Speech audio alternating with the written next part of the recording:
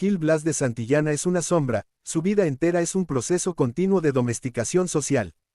Si alguna línea propia permitía diferenciarle de su rebaño, todo el estercolero social se vuelca sobre él para borrarla, complicando su insegura unidad en una cifra inmensa. El rebaño le ofrece infinitas ventajas. No sorprende que él las acepte a cambio de ciertos renunciamientos compatibles con su estructura moral. No le exige cosas inverosímiles, bástale su condescendencia pasiva, su alma de siervo.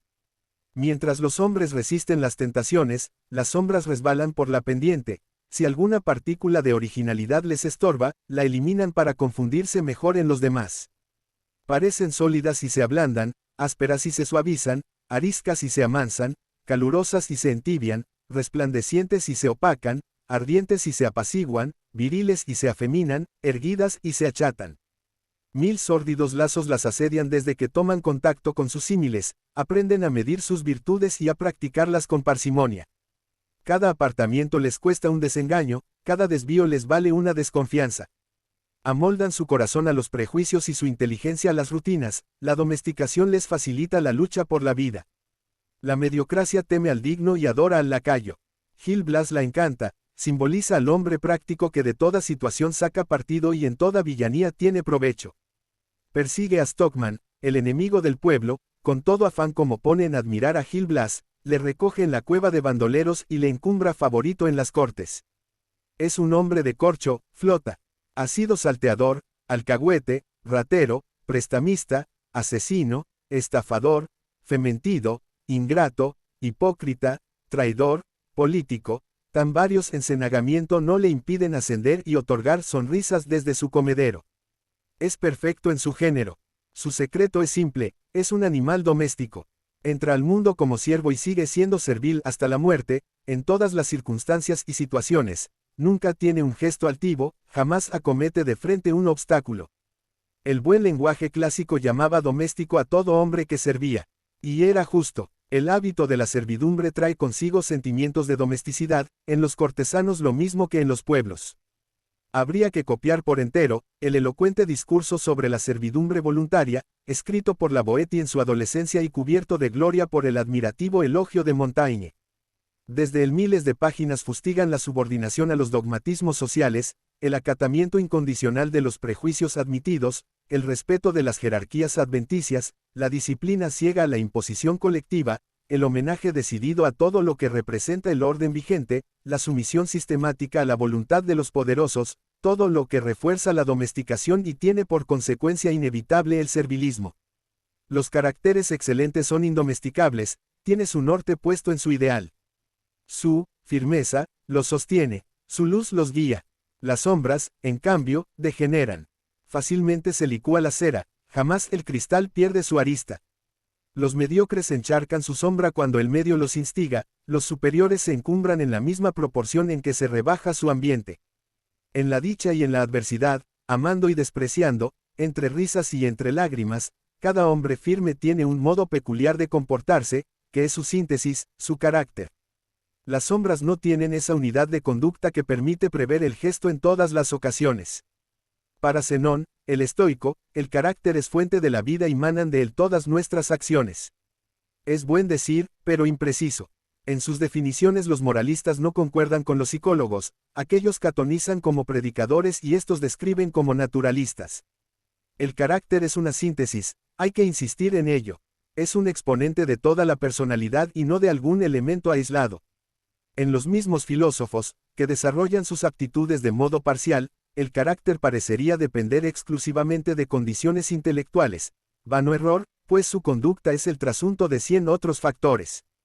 Pensar es vivir. Todo ideal humano implica una asociación sistemática de la moral y de la voluntad, haciendo converger a su objeto los más vehementes anhelos de perfección. El investigador de una verdad se sobrepone a la sociedad en que vive, trabaja para esta y por todos, anticipándose, contrariando sus rutinas. Tiene una personalidad social, adaptada para las funciones que no puede ejercitar en una ermita, pero sus sentimientos sociales no le imponen complicidad en lo turbio. En su anastomosis con los demás conserva libres el corazón y el cerebro, mediante algo propio que nunca se desorienta, el que posee un carácter no se domestica. Gil Blas medra entre los hombres desde que la humanidad existe, han protestado contra los idealistas de todos los tiempos. Los románticos, envueltos en sublime desdén, han enfrentado contra los temperamentos serviles. Musset, por boca de Lorenzaccio, estruja con palabras ilevantables la cobardía de los pueblos avenidos a la servidumbre. Y no le van en saga los individualistas, cuyo más alto vuelo lírico alcanzara Nietzsche. Sus más hermosas páginas son un código de moral antimediocre, una exaltación de cualidades inconciliables con la disciplina social.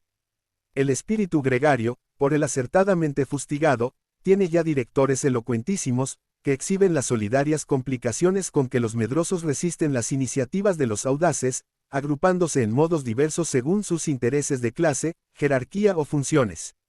Donde hubo esclavos y siervos se plasmaron caracteres serviles. Vencido el hombre, no lo mataban, lo hacían trabajar en provecho propio. Sujeto al yugo, tembloroso ante el látigo, el esclavo, doblábase bajo coyundas que grababan en su carácter la domesticidad. Algunos, dice la historia, fueron rebeldes o alcanzaron dignidades, su rebeldía fue siempre un gesto de animal hambriento y su éxito fue el precio de complicidades en vicios de sus amos. Llegados al ejercicio de alguna autoridad tornáronse despóticos, desprovistos de ideales que les detuvieran ante la infamia, como si quisieran con sus abusos olvidar la servidumbre sufrida anteriormente. Gil Blas fue el más bajo de los favoritos. El tiempo y el ejercicio se adaptan a la vida servil. El hábito de resignarse para medrar crea resortes cada vez más sólidos, automatismos que destiñen para siempre todo rasgo individual. El quitamotas Gil Blas se mancha de estigmas que lo hacen inconfundible con el hombre digno. Aunque emancipado, sigue siendo lacayo y da rienda suelta a bajos instintos. La costumbre de obedecer engendra una mentalidad doméstica. El que nace de siervos la trae en la sangre, según Aristóteles. Hereda hábitos serviles y no encuentra ambiente propicio para formarse un carácter. Las vidas iniciadas en la servidumbre no adquieren dignidad. Los antiguos tenían mayor desprecio por los hijos de siervos, reputándolos moralmente peores que los adultos reducidos al yugo por deudas o en las batallas. Suponían que heredaban la domesticidad de sus padres, intensificándola en la ulterior servidumbre.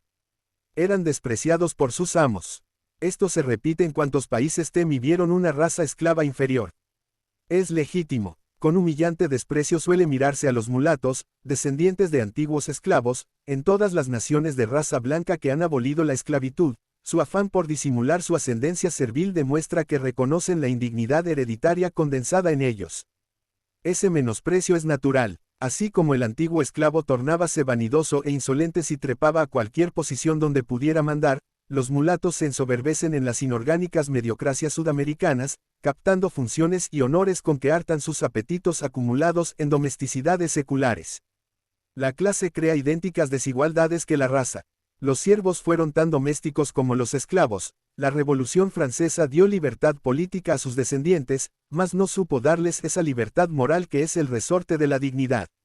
El burgués enriquecido merece el desprecio del aristócrata más que el odio del proletario, que es un aspirante a la burguesía. No hay peor jefe que el antiguo asistente ni peor amo que el antiguo lacayo. Las aristocracias son lógicas al desdeñar a los advenedizos, los consideran descendientes de criados enriquecidos y suponen que han heredado su domesticidad al mismo tiempo que las talegas.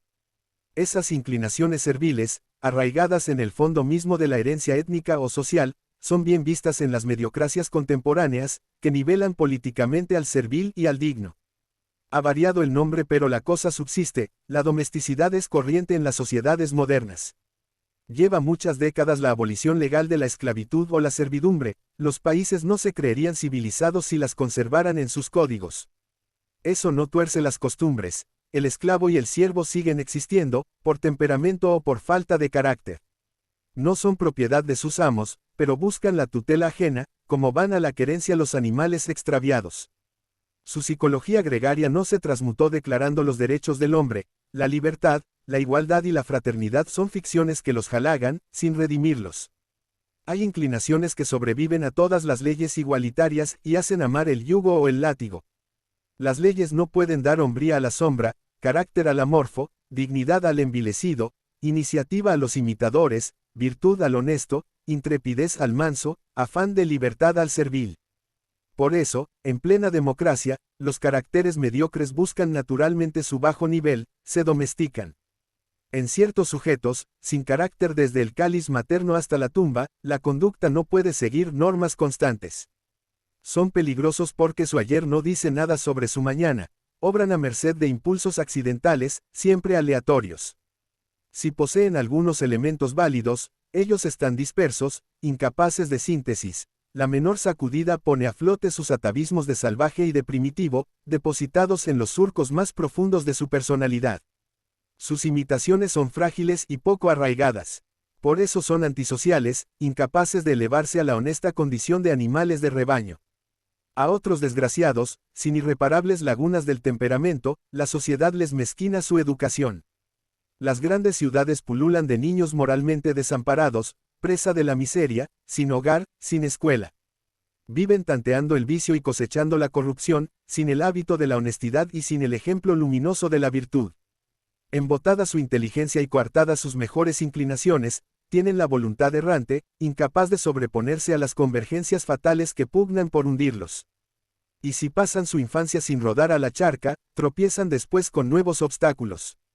El trabajo, creando el hábito del esfuerzo, sería la mejor escuela del carácter, pero la sociedad enseña a odiarlo, imponiéndolo precozmente, como una ignominia desagradable o un envilecimiento infame, bajo la esclavitud de yugos y de horarios, ejecutado por hambre o por avaricia, hasta que el hombre huye de él como de un castigo, solo podría amarlo cuando sea una gimnasia espontánea de sus gustos y de sus aptitudes.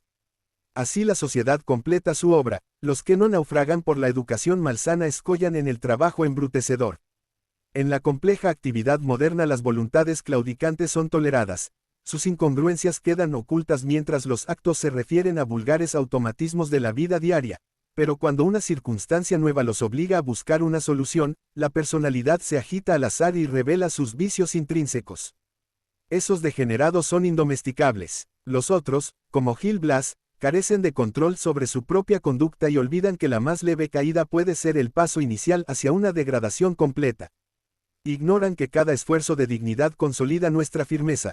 Cuando más peligrosa es la verdad que hoy decimos, tanto más fácil será mañana pronunciar otra a voz en cuello.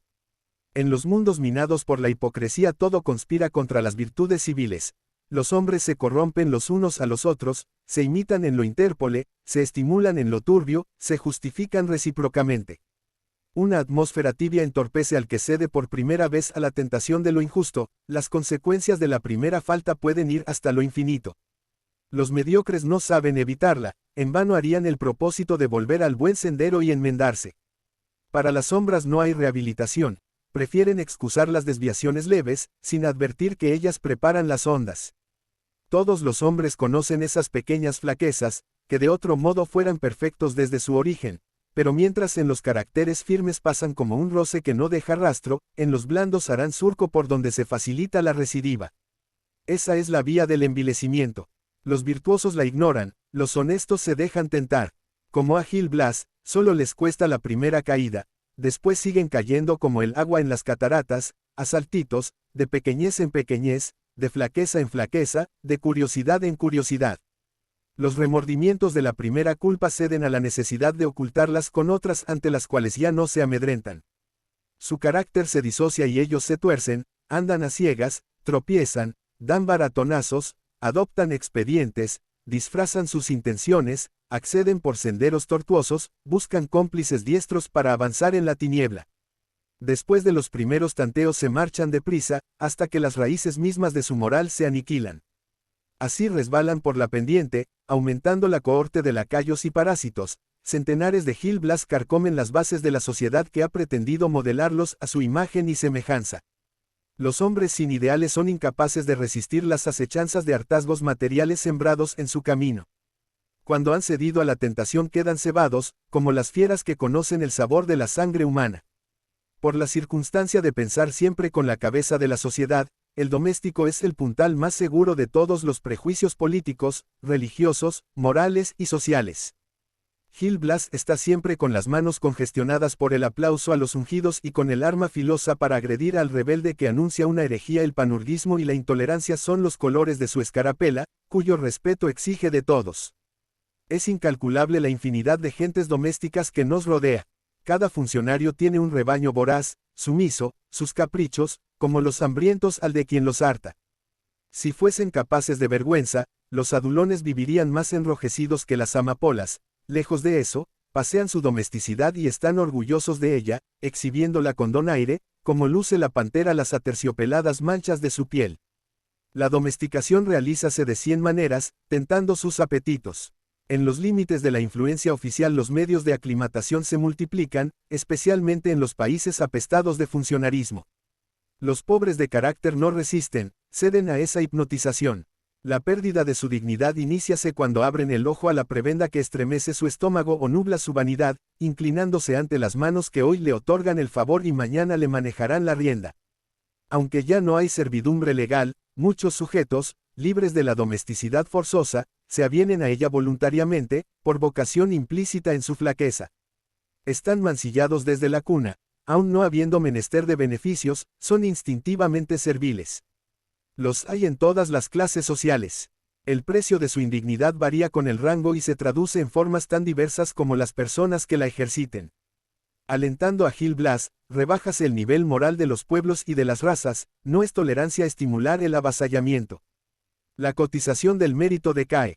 La mansedumbre silenciosa es preferida a la dignidad altiva. La piel se cubre de más afeites cuando es menos sólida la columna vertebral, las buenas maneras son más apreciadas que las buenas acciones. Si el de Santillana se aguanta para robar, merece la admiración de todos. Si Stockman se desnuda para salvar a un náufrago, lo condenan por escándalo. En los pueblos domesticados llega un momento en que la virtud parece un ultraje a las costumbres.